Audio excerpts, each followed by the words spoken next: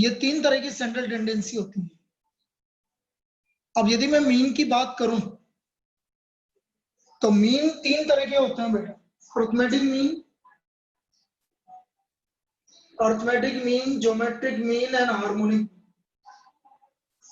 Mean are of 3 types: arithmetic mean, geometric mean and harmonic mean. अब यदि मैं arithmetic mean की बात करूं तो बेटा अरिथमेटिक मीन निकालने का क्या फॉर्मूला है? Sigma x upon n. सारी ऑब्जर्वेशन को ऐड कर दो और divide by number of observations. सारी ऑब्जर्वेशन को ऐड कर दो, divide by number of observation. ये हमारा इंडिविजुअल के लिए आ जाएगा। और यदि आपका डिस्क्रीट डाटा या कंटिन्यूअस आ जाए तो आप बोल सकते हो sigma F x upon sigma F. एक ही बात भाई, हमें कोई है ना स्टेप डेविएशन मेथड और ये यूज करने की जरूरत नहीं है। मेथड पता होना चाहिए हमारा, लेकिन कभी आपको मीन निकालने के लिए आ जाए तो आप इस वाले मेथड को यूज कर सकते हैं, direct sigma F x upon sigma F. तो सबसे पहले मैं बोल रहा हूँ बेटा mean of first and natural numbers. क्या बताया था बेटा, याद है? Mean of first and natural numbers. What is the mean of first and natural numbers? n plus 1/2। Mean of first and natural numbers, this is equal to n plus 1/2. This is the mean of first and natural numbers. अब जैसे मैं आपसे बोल रहा हूं example, find the mean of first 50 natural numbers. First 50 natural numbers मतलब 1 से लेकर 50, तो इसका मीन होगा 50 plus 1/2 means 25.5. This is the mean of first 50 natural number. ये हमारा फर्स्ट 50 नेचुरल नंबर का मीन हो गया। क्लियर है ये? इसमें कोई डाउट? बेटा क्लियर है? Mean of first n natural number n plus 1/2। Mean of first 50 natural number हो गया 50 plus 1/2। तो ये हमारे मीन की बात होगी। अब मैं बता तो देता हूँ, स्टैंडर्ड है आपका 2 मेथड होता है। एक तो होता है डेविएशन मेथड। डेविएशन मेथड, अब डेविएशन मेथड क्या होता है? a प्लस a होता है assume mean, sigma d upon n या सिग्मा एफ डी अपॉन जो भी आप बोलो, सिग्मा d अपॉन n बोल लो या sigma f d upon sigma f बोल लो, एक ही बात। Sigma d sum of deviation. तो कभी कभी वो क्या करता है, वो डायरेक्ट आपसे मीन इस तरह से भी पूछा जा सकता है, if the assume mean is 7, या ऐसा बोलो if the assume mean is 20, sum of deviation is 5 and number of observation is 100, so what will be the mean? तो आपका मीन हो गया 20.05। ऐसे बोल दे आपका, तो 20 प्लस 5/100 तो 20.05 हो जाएगा। इसका मतलब वो डायरेक्ट आपको ये सिर्फ चेक करना चाहता है कि आपको डेविएशन मेथड पता है कि नहीं। तो सिग्मा डी मतलब sum of deviation, number of observations, और ए, उसको आप डायरेक्ट यूज करोगे तो आपका डेविएशन मेथड से मीन आ जाएगा। तो इस तरह की प्रॉब्लम बन सकती है जैसे मैंने लिखा। इसमें कोई डाउट? क्लियर है बेटा? अभी मैं अरिथमेटिक मीन की बात कर रहा हूँ बेटा। क्लियर है ये? अब यदि मैं इसमें स्टेप डेविएशन मेथड की बात करूं तो मेथड पता रखो बस, बाकी यूज कहीं पे भी नहीं आएगा, चिंता मत करो, यूज कहीं पे भी नहीं आएगा हमारा। यदि हम स्टेप डेविएशन मेथड की बात करें, step deviation method,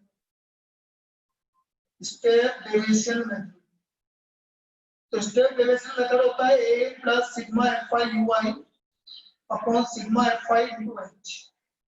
this is the arithmetic. a is assuming sigma f i u i, u i होता है आपका x i minus a upon h, x i minus a upon h आपका class interval का difference. सभी में same difference होता है, वो डिफरेंस की बात करेंगे। ये फॉर्मूले में किसी को कोई दिक्कत? बेटा क्लियर है ये फॉर्मूला भी? बोलते चलो। चलिए क्वेश्चन अभी और करवाऊंगा, लेकिन पहले मैं अर्थमेटिक मीन की थ्योरी कंप्लीट कर रहा हूं, ठीक है ना? अब मैं प्रॉपर्टीज की बात कर रहा हूं। प्रॉपर्टीज, पहली property, the sum of deviation, sum of deviation from arithmetic mean is always equal to g, is always equal to g. Sum of deviation from arithmetic mean is always equal to g. Sum of deviation arithmetic mean से हमेशा zero के equal होता है। या तो वो direct पूछेगा बेटा थ्योरेटिकल वे में इस तरह से, या फिर ऐसे कोई भी प्रॉब्लम दे दिया उसने बोल दिया 7, 9, 12, 15, 18, 27, 30। अब यह बोलेगा find the sum of deviation from arithmetic mean, तो मत निकालना, ठीक है? मत निकालना, निकालोगे तो भी वही आएगा sum of deviation from arithmetic mean. आप निकालोगे तो भी क्या आएगा बेटा? आंसर जीरो आएगा। मत निकालना यदि इस तरह की कोई प्रॉब्लम आ जाए। तो sum of deviation from arithmetic mean किसके इक्वल होगा बेटा? जीरो के इक्वल होगा। पहली प्रॉपर्टी क्लियर है? पहली प्रॉपर्टी क्लियर है भाई? किसी को जानना है कि जीरो कैसे होता है?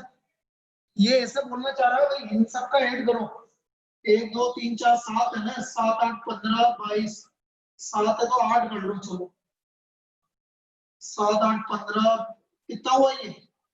पहले इनका सम बताना बेटा, इन 7 का सम बताओ मुझे। 7 9 12 15 18 27 30 का सम बताओ कितना आ रहा है? इन सबका सम कितना आ रहा है? बोलना भाई। 118 आ रहा है, 7 से तो नहीं जा रहा है ये। 717 118 आ रहा है।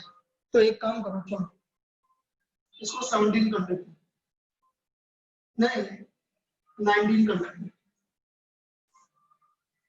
तो 119 हो जाएगा। अब इसका मैं मीन निकाल देता हूँ। तो मीन आ गया 119/7, मीन कितना आ गया? 17 आ गया। ठीक है बेटा? ठीक है।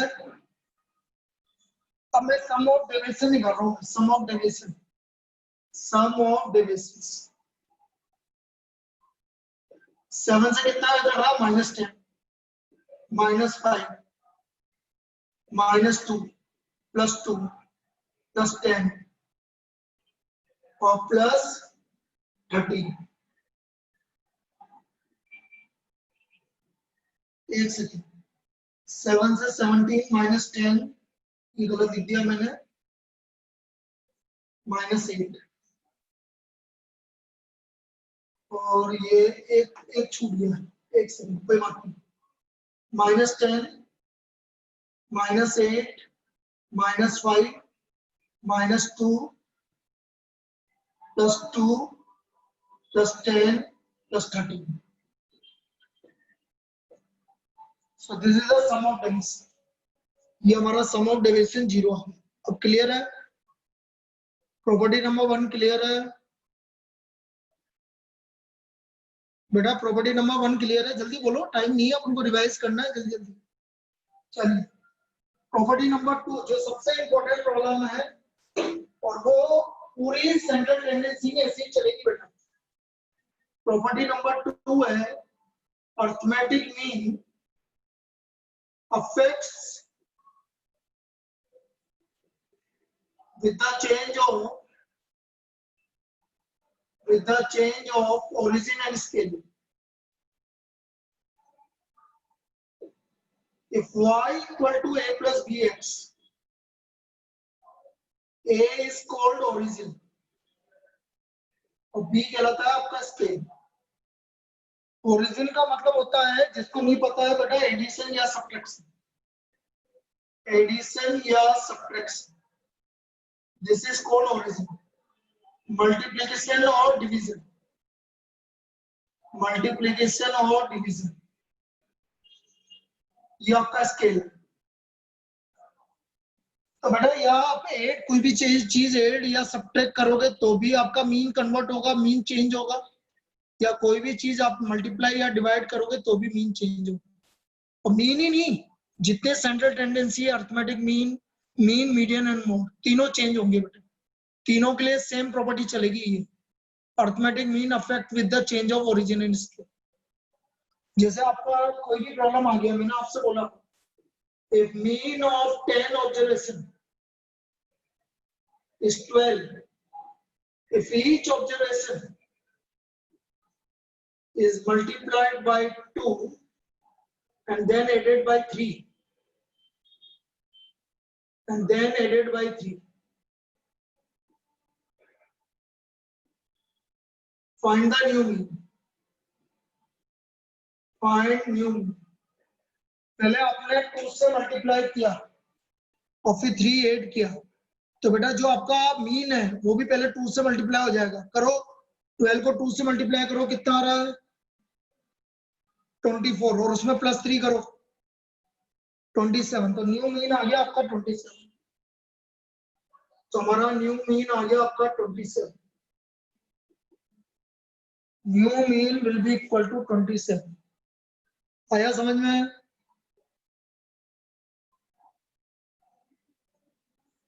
क्लियर है? इसके अलावा ऐसे और किस तरह की प्रॉब्लम आती है? अच्छा एक चीज और बेटा, क्योंकि कल संडे है तो सुबह तो 2 घंटे की क्लास लूंगा इसी। इवनिंग में आप मुझे कल सुबह बता देना आपका टाइम, 1 घंटे की इसकी रिवीजन क्लास भी लूंगा मैं। ये क्योंकि एक चैप्टर अभी आज में थोड़ी कंप्लीट होगा ये, तो कल इवनिंग में इसको, क्योंकि कल तक मुझे ये वाला चैप्टर भी रिवाइज करवाना है पूरा, तो कल इवनिंग में इसकी 1 घंटे की क्लास लूंगा मैं। ठीक है? हाँ संडे को तो सुबह है ना बेटा, 4 से 6 मना कर दिया ना उन्होंने, 9 से 11। तुम लोग सुबह तो आते नहीं हो, लेकिन सुबह नहीं आई थी तो मॉर्निंग क्लास में क्यों? फिर मैं अभी है ना, जो नहीं आएगा ना तो मैं उनको एंट्री नहीं दूंगा, ये ध्यान रख लो तुम। और भी है बहुत सारे, मुझे पता है, जो कभी कभी आते हैं, 2 दिन में आते हैं, 3 दिन में आते हैं। सही बात है, सुबह सुबह बैटरी नहीं थी इसकी। जो सुबह 2 दिन में एक बार आते हैं, 3 दिन में एक बार आते हैं, फिर उसके बाद भी फिर बहुत सारी बातें भी लिखते हैं, सब पता है मुझे। हाँ तू तो रोज आता है, तेरे लिए थोड़ी बोल रहा हूँ मैं, जिसके लिए बोल रहा हूँ उसको पता है।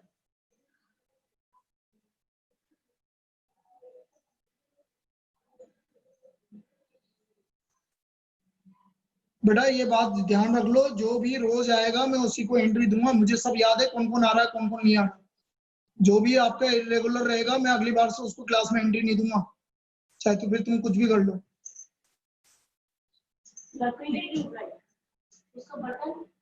बटन तो पहले से ही, हाँ हाँ तो भी दे लिया था, ठीक है।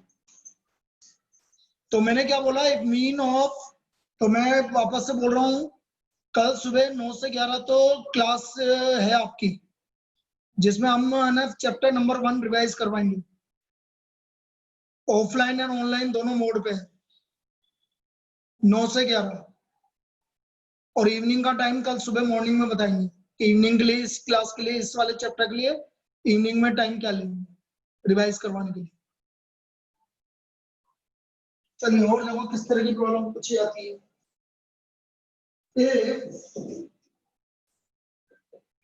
Mean of x is 3, find mean of 7 minus 5x. Mean of x is 3, then find the mean of 7 minus 5x. तो हमारा mean of 7 minus 5x हो जाएगा 5 into 3 15 minus 8।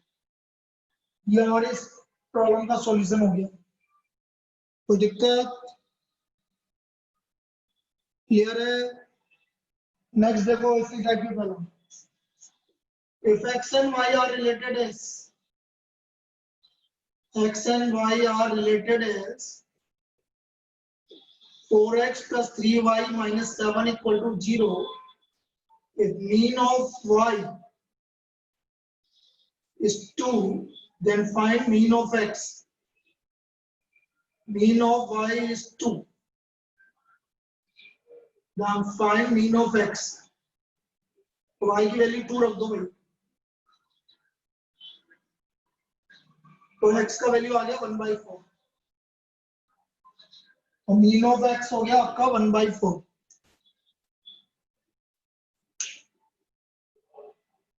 अच्छा एक चीज और है बेटा, मैं वापस से बोल रहा हूँ बेटा, जो टेस्ट देगा उसी को मैं रिवीजन करवाऊंगा, बाकी को नहीं करवाऊंगा.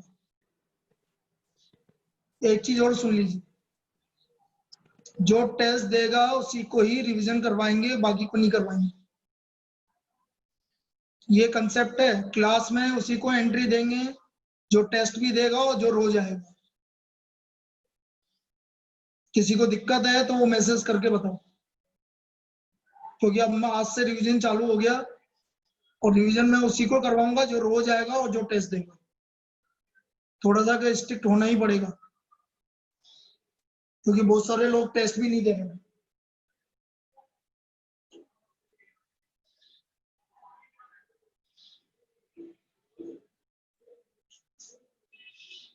तो ये हमारी सेकंड प्रॉपर्टी है. अब देखो सेकंड प्रॉपर्टी में एक प्रॉब्लम आ चुकी है, वो सुनो क्या थी.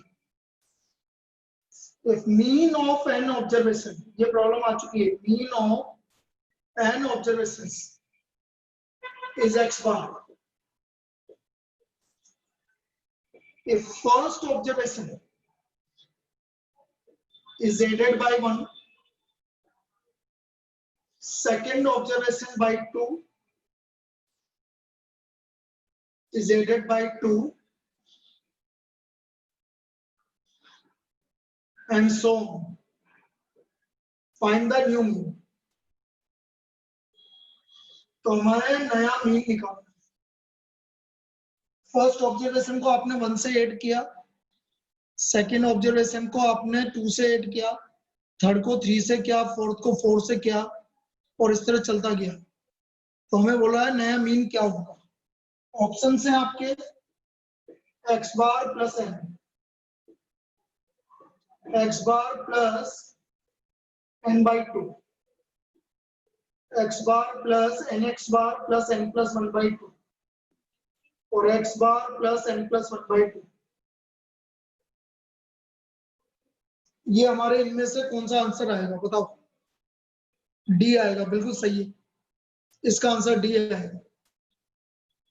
अब इसका आंसर डी कैसा है समझो भाई. आपने n ऑब्जर्वेशन का तो मीन x है और इसका मीन निकालना है मुझे फर्स्ट एंड नेचुरल नंबर का.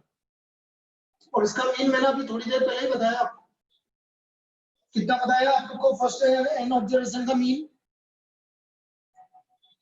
n plus 1/2. इसका आंसर कौन सा हो गया? डी. डी आ गया आपका n प्लस 1/2. क्लियर है? तो ये आपकी प्रॉब्लम पूछी जा चुकी है. ठीक है. Combined arithmetic mean. Next combined arithmetic mean. Combined arithmetic mean. Combined arithmetic mean क्या होता है बेटा? ये समझो. n1 x1 बार, n2 x2 बार, n3 x3 bar upon n1 plus n2 plus n3. यदि आपके 3 ग्रुप्स हैं जिनकी ऑब्जर्वेशन n1 n2 n3 है और उनके मीन है x1 बार, x2 बार, x3 बार, तो इसका कंबाइंड अर्थमेटिक मीन ये होगा. अब बेटा एक वर्ड आता है जो मैंने तुम्हें करवाया था, वेटेड अर्थमेटिक मीन. दोनों में कोई अंतर नहीं है बेटा. वेटेड अर्थमेटिक मीन जैसे आपका W1 x1, W2 x2, W3 x3 upon W1 plus W2 plus W3. ये आपका वेटेड अर्थमेटिक मीन हो गया. This is weighted arithmetic mean. हर एक ऑब्जर्वेशन का वेट अलग अलग है. ये कब यूज करते हैं वेटेड अर्थमेटिक मीन या weighted mean? When observations are not of equal importance. जब ऑब्जर्वेशन इक्वल इंपॉर्टेंस की नहीं है तब जाके हम इसको वेटेड अरिथमेटिक मीन को यूज करते हैं। आई बात समझ में? क्लियर? अब जैसे मैं आपसे बोल रहा हूँ एक प्रॉब्लम है, मैंने बोला आपसे 1 का वेटेड मीन 1, 2 का वेट है 2, 3 का वेट है 3, 4 का वेट है 4, 5 का वेट है 5। अब मुझे इसका मीन निकालना है, तो सिंपल सी बात है 1 into 1 1 plus 4 plus 9 plus 16 plus 25 और सम of weight 1 plus 2 plus 3 plus 4 plus 5। ये इसका आपका वेटेड अरिथमेटिक मीन हो गया। यदि ये इनका वेट गिवन है कितना आ रहा है 25 और 25 50 हो गया 55 और डिवाइड बाय 15।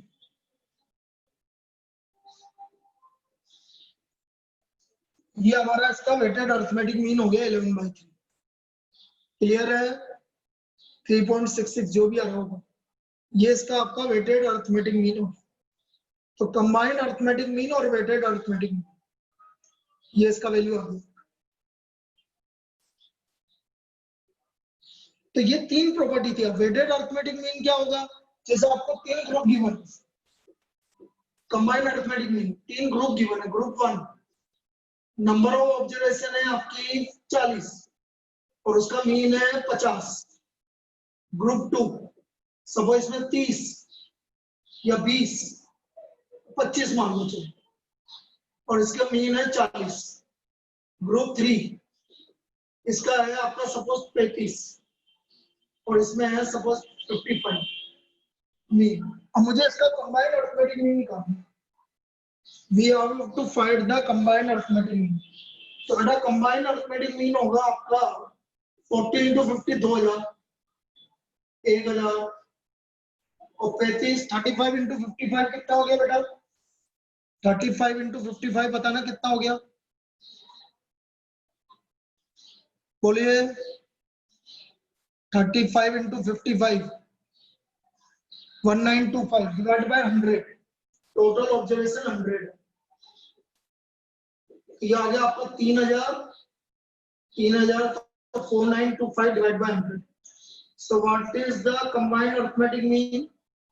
49.25। ये इसका combined arithmetic mean आ गया। क्लियर है? क्लियर है? चलिए अब एक प्रॉब्लम थी कि कभी कभी रेशियो निकालने के लिए भी बोल देता हूं आपसे कि एक क्लास में बॉयज और गर्ल्स। अब इनका मैं एज की बात कर रहा हूं, इनकी एवरेज एज, बॉयज की एवरेज एज है सपोज 18 इयर्स, गर्ल्स की एवरेज एज है 15 इयर्स और दोनों की मिला के एवरेज एज है 16 इयर्स। मैंने क्या बोला? बॉय की एवरेज एज है 18 इयर्स, गर्ल्स की एवरेज एज है 16 इयर्स और दोनों की टोटल एवरेज एज है 16 इयर्स। तो मुझे ये निकालना है कि ये कितने रेशियो में है, बॉयज और गर्ल किस रेशियो में है। तो बेटा कभी भी ऐसा आ जाए ये एवरेज एज इसकी है, ये इसकी और ये दोनों की मिला के, ये मैंने यहाँ सब्ट्रैक्ट करके लिख दिया, यहाँ सब्ट्रैक्ट करके लिख दिया। सो what is the ratio of boys and girl? इस तरह से निकालेंगे तो जल्दी निकल जाएगा। तो इनका बॉयज और गर्ल्स का रेशियो कितना आ गया बेटा? 1:2 आ गया। 1:2 आ गया। समझ में आया? इस तरह से निकालोगे तो जल्दी निकल जाएगा। अब एक आपके जैसे आपके मॉड्यूल में एक प्रॉब्लम थी, अच्छी प्रॉब्लम है वो, नो डाउट, इसकी बात कर रहा हूं मैं। जैसे ये आपकी मॉड्यूल की प्रॉब्लम है, इसमें क्या दे रखा था? Average salary of the average salary of unskilled workers, unskilled और skilled। अनस्किल्ड वर्कर की एवरेज सैलरी 10,000, स्किल्ड वर्कर की 15,000, दोनों की मिला के 12,000। तो मुझे number of percentage of skilled workers निकालना है। परसेंटेज ऑफ स्किल्ड वर्कर्स, ये निकालना कि कितना परसेंटेज है स्किल्ड वर्कर्स का। तो कैसे निकालेंगे स्किल्ड वर्कर का, पहले तो इनका ये निकालूंगा भाई किस रेशो में, 2000 3000। So what is the ratio of unskilled to skilled, बोलो अनस्किल्ड और स्किल्ड का रेशियो कितना हो गया, 3:2 हो गया। अब 3:2 का मतलब है बेटा अनस्किल्ड 60% है और स्किल्ड आपका 40%। ये समझ में आया क्या? 3:2 का मतलब हुआ अनस्किल्ड 60% और स्किल्ड 40%। तो किसी का भी परसेंटेज निकाल लो, आपका आंसर आ जाए। क्लियर है? तो ये हमारा अरिथमेटिक मीन निकालने का तरीका है जो मैंने बताया। बस अरिथमेटिक मीन में यही काम है जो मैंने अभी बताया, बस इतना पढ़ने की जरूरत है। क्वेश्चंस है, क्वेश्चंस आपको रिवाइज करने पड़ेंगे, और भी करवा दूंगा, लेकिन ये इसमें थ्योरेटिकल पार्ट इतना ही है अनस्किल्ड इसमें। अब मैं आता हूँ मीडियन का, मैं मीडियन का रिवीजन करवा रहा हूँ तुम्हें। इस तरह से बेटा मैं सारा करवा दूंगा तुम्हें, लेकिन चलेगा ऐसे ही जैसे मैं अभी बता रहा हूँ। ओवरव्यू मतलब फॉर्मूले बता दिए, क्वेश्चंस करवा दिए, तो आपका हो गया सारा रिवाइज। यही तो करना है, और क्या करना है। ठीक है ना बेटा? सही है पैटर्न की और कुछ चेंज करना है? नंबर ऑफ स्किल, नंबर नहीं परसेंटेज, परसेंटेज बेटा परसेंटेज 3:2 का रेशियो है। अब मेरे को परसेंटेज निकालनी है, परसेंटेज ऑफ स्किल्ड। नंबर तो निकलेगा ही नहीं बेटा, नंबर कहाँ की मैंने तुम 2 अपॉन टोटल इंटू 100 40%। बेटा नंबर नहीं निकलेगा, नंबर तो गिवन ही नहीं टोटल। ठीक है, क्लियर है ना? ठीक, मीडियन की बात करें। मीडियन, अब यदि मैं मीडियन की बात करूं, median is called positional average. Median positional average, positional average. ना पोजिशनल एवरेज इसलिए बोलते हैं क्योंकि ये पोजीशन के ऊपर डिपेंड करता है, कौन सी वैल्यू कहां पर आ रही है ये उसके ऊपर डिपेंड करता है, इसलिए इसको हम पोजिशनल एवरेज बोलते हैं। अब इसमें कुछ बात है, तो एक्सट्रीम ऑब्जर्वेशन से कोई फर्क नहीं पड़ता, independent of extreme observation, does not affect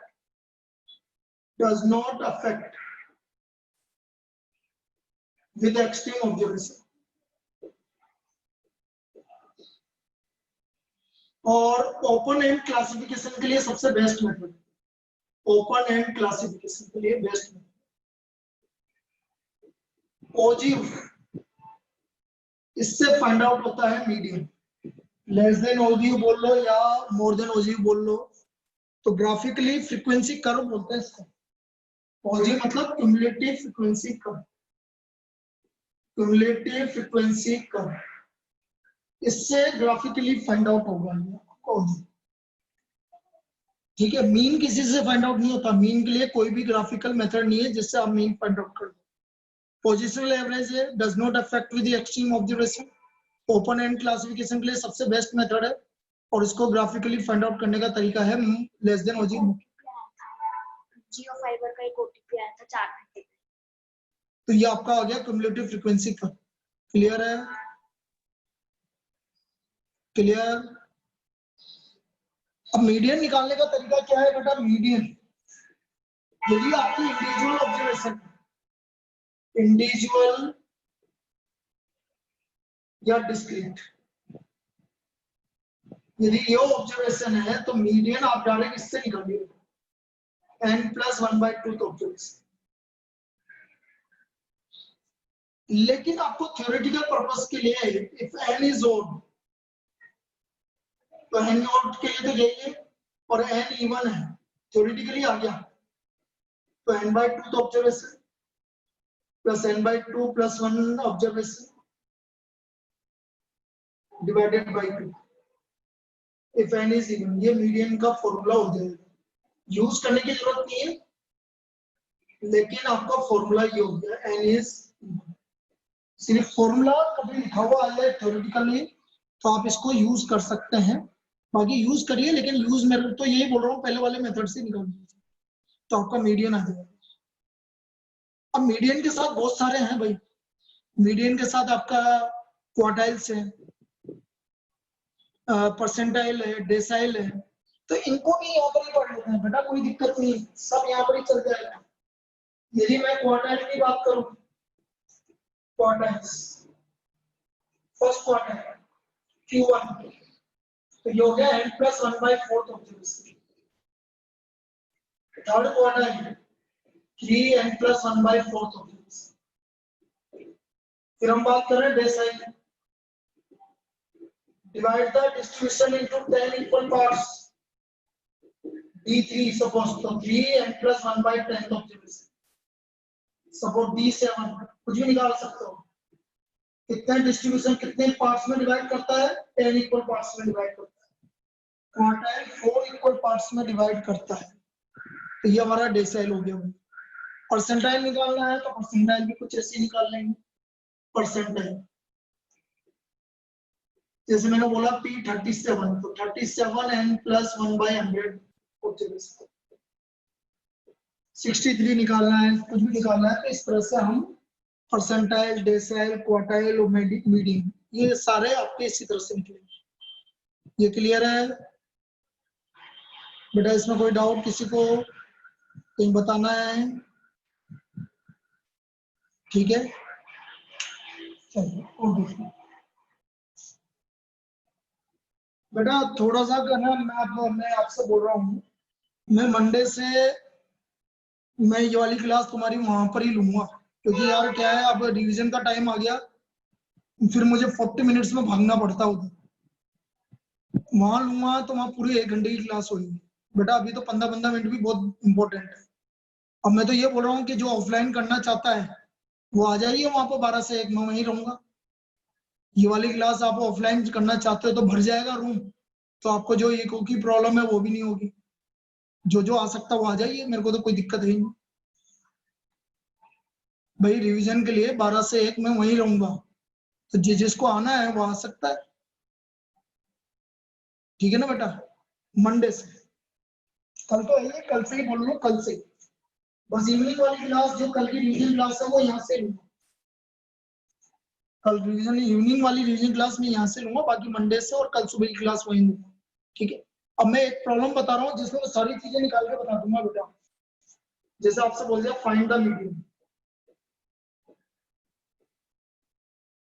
median Q1, Q3, D7, P59, data है 37, 93, 45, 16, 99, 113, 12, 88, 49, 54, ये डाटा है। सबसे पहले हम डाटा को असेंडिंग ऑर्डर में अरेंज करेंगे। 12,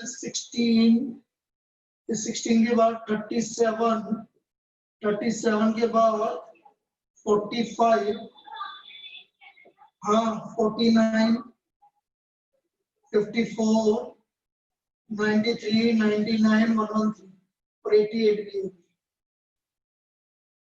88, 93, 99 और 113। N10 मीडियन 10+1/2 ऑब्जर्वेशन, तो ये आ गया 5.5 ऑब्जर्वेशन। अब जैसे बेटा जिसको नहीं पता है कि 5.5 कैसे निकालेंगे, तो बेटा सुन लीजिए, पहले सबसे पहले 5th ऑब्जर्वेशन लिख लेंगे, तो 5th ऑब्जर्वेशन हमारी 14 है प्लस 0.5 और अगले वाले से डिफरेंस 5, 49.2.5, 51.5। क्या समझ में आया? क्या समझ में आया? मीडियन कैसे निकाला समझ में आया कि बेटा? किसको डाउट है मीडियन निकालने में? किसी को डाउट है? जलील, नमन,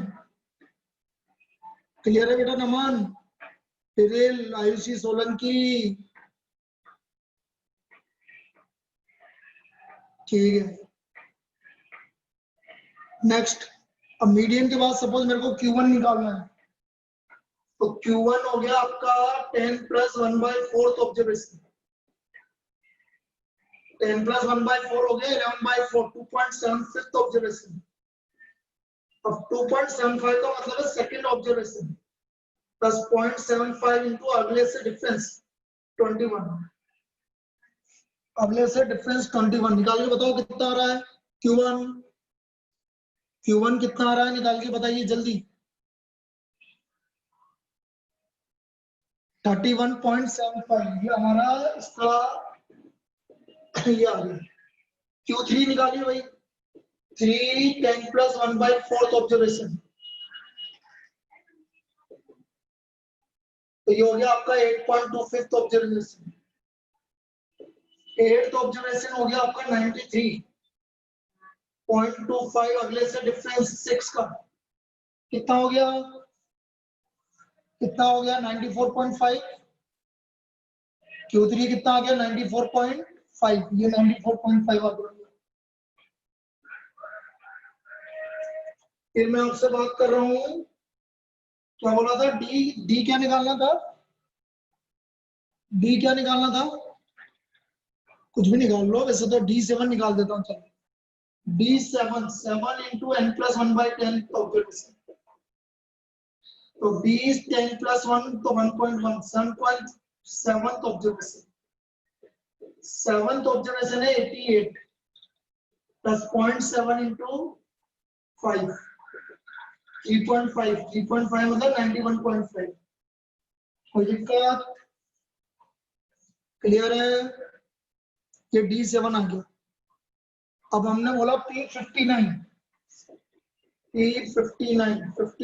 इंटू 0.11 कितना ऑब्जर्वेशन करना भाई, 59 इंटू 0.11, 59 इंटू 0.11 कितना आ रहा है 6 पॉइंट या 7 पॉइंट जो भी है,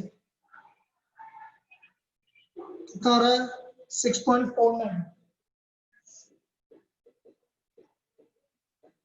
तो 6th ऑब्जर्वेशन है हमारी 80 नहीं, ये तो 7 में 54 प्लस 0.49 इंटू 88 34 करना भाई, 0.49 इंटू 34 प्लस 54 कितना आ रहा है, ये हमारी P59 आ गया। P59 हमें कराना क्लियर, 70.6। तो इस तरह से हम मीन मीडियन मोड और ये सब निकालेंगे, ये सारी चीजें हम निकालेंगे। अब ये मैंने मीडियन तक बता दिया, कल इवनिंग में इसको मैं कंप्लीट करूंगा मीडियन और डिस्पर्सन। सर क्वार्टाइल कंटिन्यूएशन नहीं आते, क्वार्टाइल कंटिन्यूअस के नहीं आते, फिर भी मैं आपको बता दूंगा, कोई दिक्कत नहीं है, लेकिन नहीं आते, ठीक है ना बेटा। एक प्रॉब्लम करवा दूंगा जिसमें निकाल के बता दूंगा, कभी आ भी जाए तो आप कर सकते हो, ये कोई दिक्कत वाली बात नहीं। तो कल कंटिन्यूअस के और इसके आगे इवनिंग में क्लास, तो 1 घंटे की नहीं 1.5 घंटे की भी हो सकती है इवनिंग में क्लास, टाइमिंग कल डिस्कस करेंगे। और कल मॉर्निंग की क्लास सुबह 9 से 11, ठीक है बेटा, क्योंकि कल संडे है तो पूरा यूज लेंगे अपन। तो आपका जो जो पेपर में आ रहा है वो मैं रिवाइज करवा दूंगा, ये चलिए ठीक है।